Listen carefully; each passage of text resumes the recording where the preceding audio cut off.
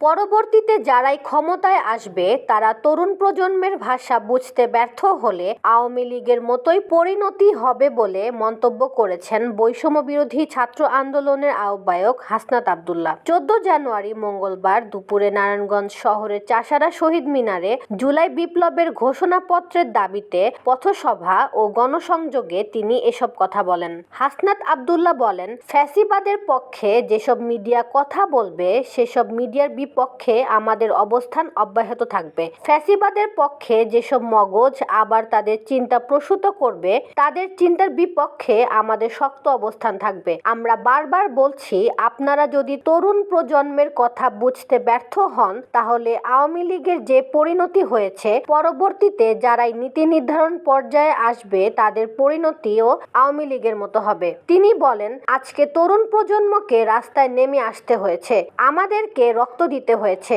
আমাদের ভয়কে জয় করতে হয়েছে, কারণ আমাদেরকে দুর্বৃত্তায়নের রাজনীতি সংস্কৃতি ও প্রতিহিংসার রাজনীতি সংস্কৃতি আশাহত করেছে। আমরা জনকল্যাণমূলক রাষ্ট্র করতে পারিনি, আমরা রাষ্ট্রের মধ্যে নাগরিক হয়ে উঠতে পারিনি। আমাদের অতীতের রাজনৈতিক যেই কাঠামো রয়েছে তা আমাদেরকে নাগরিক অধিকার থেকে ইতিহাসের স্তরে স্তরে বঞ্চিত করেছে। হাসনাত আব্দুল্লাহ সে সময় আরো বলেন, তরুণ প্রজন্ম বঞ্চিত হয়েছে।